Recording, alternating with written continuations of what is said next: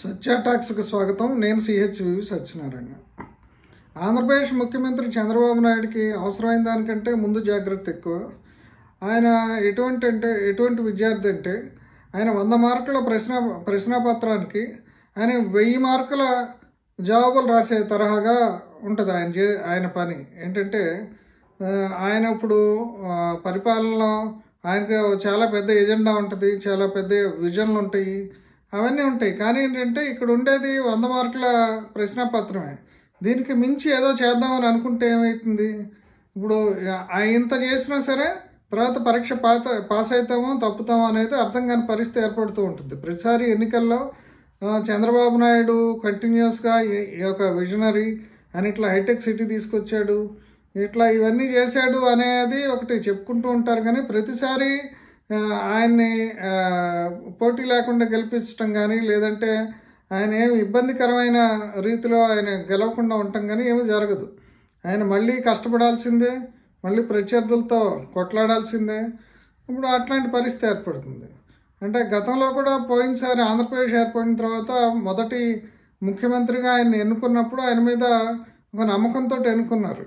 ఎందుకంటే కొత్త రాజధాని అమరావతిని ఆయన తొందరగా నిర్మిస్తాడు, ఇక ఎస్టాబ్లిష్ చేస్తాడని చేశారు.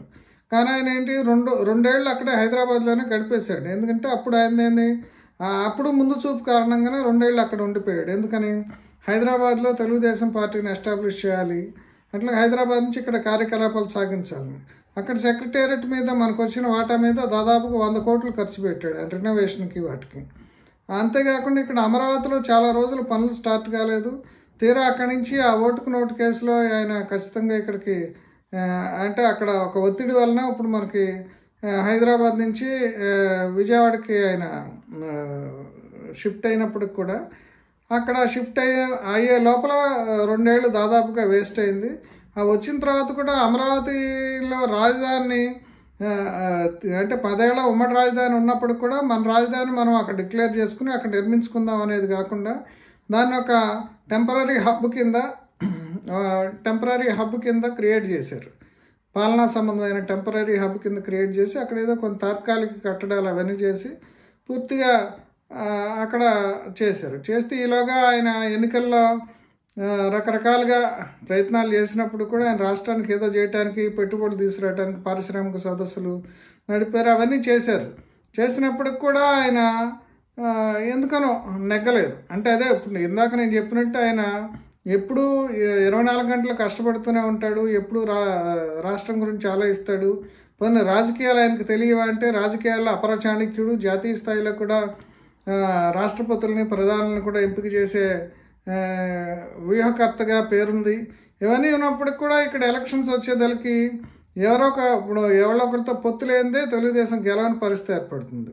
ఎందుకని అనేది ఒకసారి ఆలోచించాలి. ఇప్పుడు ఈసారి ఆయన వచ్చాక ఇప్పుడు ముందుగా ఏం కోరుకుంటారు? అమరావతి, పోలవరం అని మొదటి నుంచి చెప్తున్నారు. అట్లాగే ప్రత్యేక హోదాకు సంబంధించిన అంశం ఇంకా అది మూలబడిపోయింది. అంటే అది నిజానికే చంద్రబాబు నాయుడు అదృష్టం కావచ్చు. ఎందుకంటే కమ్యూనిస్టులు కానీ జగన్మోహన్ రెడ్డి కానీ, అంటే జగన్మోహన్ రెడ్డి మోడీతో పెట్టుకోవటం ఇష్టం లేక ప్రత్యేక హోదా మీద పెద్ద ఉద్యమించట్లేదు. లేదంటే దాని మీద ఉద్యమించి ఉంటే ఆయనకు చాలా ఇబ్బందికరమైన పరిస్థితి ఏర్పడేది. సరే, అదే అట్లా ఉంచితే ఇప్పుడు ఆయన ఏంటి అమరావతి, పోలవరం. సరే, పోలవరం పనులు నడుస్తున్నాయి.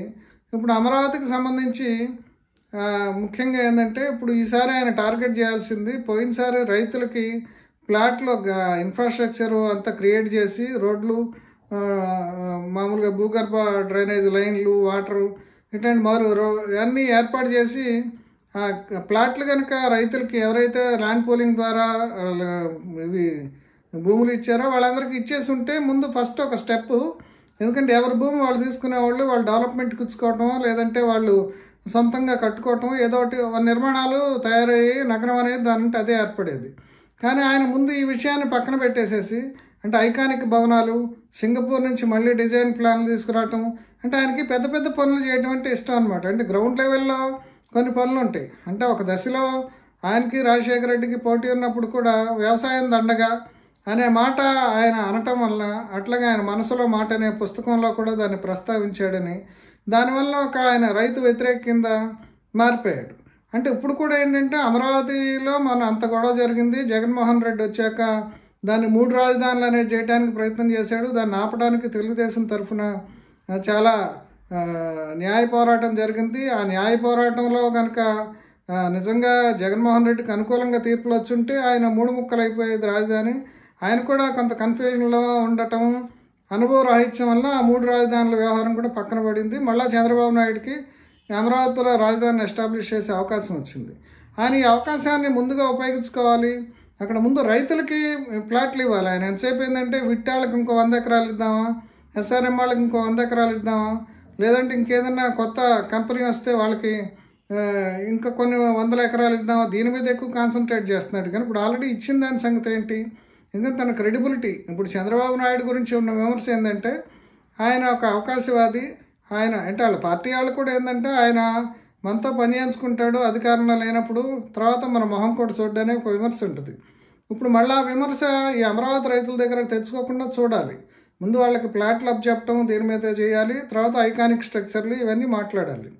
అట్లాగే ఇప్పుడు అక్కడ ఏఐ సిటీ వస్తుందని, ఒక క్వాంటమ్ కంప్యూటర్కి సంబంధించిన ఇది క్వాంటమ్ సిటీ కడతామని, ఇవన్నీ చెప్తే బాగానే ఉంటుంది, వస్తే అందరూ సంతోషిస్తారు. అంటే ఈ హైప్లో అసలు ఏం జరుగుతుందో అర్థం కావట్లేదు. ఆయన సింగపూర్ వెళ్ళొచ్చాడు. ఇప్పుడు మన సింగపూర్ తోటి ఒప్పందం ఉందా, లేకపోతే ఇక్కడ నిర్మాణాలు జరుగుతున్నాయా అనేది ఒకటి. ఇంకోటి ఏంటంటే మొన్న వర్షం వచ్చినప్పుడు ఈ వరదల వాటి వలన అది అమరావతి మునిగిందని వీళ్ళ వైఎస్ఆర్సీపీ పార్టీ నుంచి వాళ్ళు ప్రచారం చేయటం. నిజానికి కొండవీటి వాగు ముంపుకు సంబంధించిన కొన్ని సమస్యలు ఉన్నాయి. ఆ సమస్యల్ని పరిష్కరించడం మీద ఎక్కువ కాన్సన్ట్రేట్ చేయాలి. అంటే ఇప్పుడు ఎక్కువ హైపు, ఎక్కువ ప్రచారం, ఇప్పుడు మనం కంపెనీలు తీసుకొస్తున్నాము, పెట్టుబడులు, ఉపాధి కల్పన, ఇవన్నీ మాట్లాడుతున్నారు. కానీ ప్రస్తుతం గ్లోబల్గా ఉన్న పరిస్థితులు, అమెరికాలో ఇప్పుడు మన మీద ట్రంప్ వచ్చాక పెడుతున్న ఆంక్షలు, ఇప్పుడు ఐటీ ఇండస్ట్రీలో ఏఐ వచ్చాక అసలు ఉన్న ఉద్యోగాలే పోతాయి, అసలు ఇప్పుడు అమెరికాలో ఉన్నాళ్లే తిరిగి వస్తారనే పరిస్థితి కనపడుతుంది. అట్లాగే ఇటీవల కాలంలో దాదాపుగా 15,000 మంది ఉద్యోగాలను పీకేసిన టీసీఎస్కి వైజాగ్లో ఒక క్యాంపస్ పెట్టడానికి ల్యాండ్ ఇచ్చారు. ఎందుకు వాళ్ళు ఉన్న ఉద్యోగులను పీకేసే వాళ్ళు అసలు కొత్త రిక్రూట్మెంట్ చేయగలరా? మనం ఇచ్చిన ల్యాండ్కి తగిన విధంగా వాళ్ళు మనకు లాభం చేకూరేలా చేస్తారా? ఇవన్నీ కొన్ని ప్రశ్నలు ఉన్నాయి. అట్లాగే ఇప్పుడు ఈ పవర్ ప్రాజెక్ట్స్, సోలార్ ఎనర్జీ ప్రాజెక్ట్స్కి సంబంధించి దాదాపుగా 2 లక్షల ఎకరాల భూమి ఇచ్చారు అనేది ఇటీవల చంద్రబాబు నాయుడు చేసిన రివ్యూలోనే తేలింది. వాళ్ళందరి దగ్గర నుంచి భూములు తీసుకోవాలా, వాళ్ళంతా కూడా ఎవరు ప్రొడ్యూస్ చేయటం మొదలుపెట్టలేదు, ఎవరు కార్యకలాపాలు. ఇట్లా గతంలో కూడా ఇప్పుడు కేంద్ర ప్రభుత్వ సంస్థలకు కొన్ని భూములు ఇచ్చారు, ఇంకొన్ని అమరావతిలో రకరకాల వాళ్ళందరికి ఇచ్చారు. వాళ్ళందరి ద్వారా ముందు పని మొదలు పెట్టించడం అని చేయటం అనేది ముఖ్యం. అంటే ఇప్పుడు మనం ఎంత చెప్పుకున్నా ఇప్పుడు పరిస్థితులు అంతర్జాతీయంగా బాగాలేదు. ఇప్పుడు ఐటీ పరిశ్రమ రావాలన్నా, ఏఐ రావాలన్నా, ఇంకోటి రావాలన్నా మనకు అమెరికా నుంచే పెట్టుబడులు రావాలి. ఇప్పుడు అమెరికా నుంచే ఇప్పుడు మనకు వచ్చే డాలర్లు, అక్కడ మన వాళ్ళు సంపాదించే డాలర్ల మీదే ఇక్కడ ఎకానమీ అంతా ఆధారపడి ఉంది. అంటే ఇటువంటి సంక్లిష్ట పరిస్థితుల్లో ఒక అద్భుతాలు జరుగుతాయని, అంటే తను ఇంతకుముందు హైటెక్ సిటీ నిర్మించడము, రాష్ట్రంలో ఐటీ తీసుకురావటం, ఐటీ సర్వీసెస్, అవన్నీ అప్పుడు పరిస్థితులు అనుకూలంగా ఉన్నాయి. నిజానికి ఇప్పుడు అంత సజావుగా లేవు, ఇప్పుడు అంతా సంక్లిష్టంగా ఉంది. అప్పుడు ఆయన మార్కెట్ ఎకానమీ, గ్లోబలైజేషను, ఈ అంశాలన్నీ మాట్లాడాడు. ఇప్పుడు అసలు డీగ్లోబలైజేషన్ జరుగుతుందా, అసలు ఏం జరుగుతుంది? ఇప్పుడు యూరోపియన్ కంట్రీసే పోయి వాళ్ళు ట్రంప్ ముందు మోకరిల్లి వాళ్ళు ఏం చేయాలో అర్థం కాక తల్లబాదుకుంటున్నారు. ఎవరి మీద పడితే వాళ్ళ మీద ట్రంప్ ఇష్టం వచ్చినట్టు సుంకాలు విధించడమో, గందరగోళ పరిస్థితిని ఏ నిమిషంలో ఏం జరుగుతుందో ఒక గ్లోబల్గా అనిశ్చిత పరిస్థితి ఏర్పడింది. ఇప్పుడు చంద్రబాబు నాయుడు మాట్లాడే అంశాలన్నీ కూడా ఆ గ్లోబల్గా ఉండే పరిస్థితులకి, అంతర్జాతీయ రాజకీయాలకి, వీటన్నిటికీ ముడిపడి ఉన్నాయి. ఇప్పుడు మనకి మల్టీలేటరల్ సంస్థల నుంచి లోన్లు రావాలన్నా ఇవన్నీ కూడా ఇక్కడ మనం ప్రాజెక్టులన్నీ చూపించాలి, రకరకాల సమస్యలు ఉంటాయి. అంటే వీటన్నిటినీ అంటే ముందు పెద్ద పెద్ద విషయాలు మాట్లాడటం, పెద్ద పెద్ద విషయాల మీద ఎక్కువ కాన్సన్ట్రేట్ చేయటం, పెద్ద పెద్ద కళలు సృష్టించటం అనేది దానికంటే కూడా వాస్తవంగా జరగాల్సిన పనులు ఆచరణాత్మకంగా మనం ఎంత చేయగలుగుతాము. ఇప్పుడు ఉండేది గవర్నమెంట్ 5 ఏళ్ళలో ఎంత మనం త్వరితంగా ఎంత చేయగలుగుతాము, ఎంతవరకు ప్రజలను ఆకట్టుకోవటం అనేది ప్రయత్నం చేయాలి. అట్లాగే ఇప్పుడు P4 అనేది ఆయనకు ఒక కొత్త కళలు, కొత్త ఐడియాలు వస్తూ ఉంటాయి. ఇప్పుడు సమాజంలో ఉన్న పేదల్ని పేదరికం నుంచి నిర్మూలించడానికి ఇంతకుముందు ఆయన డ్వాక్రా గ్రూపులని, కొన్ని పేదరిక నిర్మూలన పథకాలు, వరల్డ్ బ్యాంక్ నిర్దేశించిన పథకాలు వాటిని అమలు జరిపారు. ఇప్పుడు మళ్ళీ కొత్తగా ఆయన P4 అని తీసుకొచ్చారు. అంటే సమాజంలో ఉన్న పేదలని సంపన్నులు వాళ్ళు చూసుకోవాలి, వాళ్ళ అభివృద్ధికి దోహదపడాలి, ఇవన్నీ మాట్లాడటం బాగానే ఉంటుంది. దీనివల్ల పేదరికం పోతుందా, వాళ్ళు ఎంతవరకు ఎవరు ఆదుకుంటారు? ఇప్పుడు అట్లాగే ఇంటికి ఒక ఎంటర్ప్రెన్యూర్ అంటున్నాడు, అది అసలు సాధ్యమా? ఇప్పుడు ఇంజనీరింగ్ కాలేజీలో చదివే వాళ్ళు అందరూ కూడా CSCకి వస్తున్నారు, అంటే కంప్యూటర్ సైన్సెస్ చదువుతున్నారు. వీళ్ళందరికీ తగిన సాఫ్ట్వేర్ జాబ్స్ వస్తాయో లేదో తెలియదు. ఇప్పుడు మనకి ఇక్కడ మ్యానుఫ్యాక్చరింగ్ సెక్టార్ ఎంతవరకు డెవలప్ అవుతుందో తెలియదు. ఇప్పుడు చైనా లాంటి దేశాల్లో వాళ్ళు మ్యానుఫ్యాక్చరింగ్ సెక్టార్ అంటే అక్కడి నుంచి అమెరికా నుంచి టెక్నాలజీ తీసుకుని వాళ్ళకి దీన్ని ఒక కర్మాకారం కింద మార్చారు కాబట్టి చైనా డెవలప్ అయింది. ఇప్పుడు అట్లాగే కొరియాలో కూడా వాళ్ళు ఏంటంటే కొరియా చదువులు, చైనా చదువులు ఎట్లా ఉంటాయి, వాళ్ళు పాలిటెక్నిక్ దగ్గర నుంచి వాళ్ళకు వృత్తిపరమైన నైపుణ్యాన్ని పెంచుకోవడానికి ప్రయత్నం చేస్తారు. మనకి ఇక్కడ ఏంటంటే అన్ని ఫాల్స్ వాల్యూస్, ప్రతి వాళ్ళు ఇంజనీరింగ్ చదవాలి, ప్రతి వాళ్ళు AI అంటారు.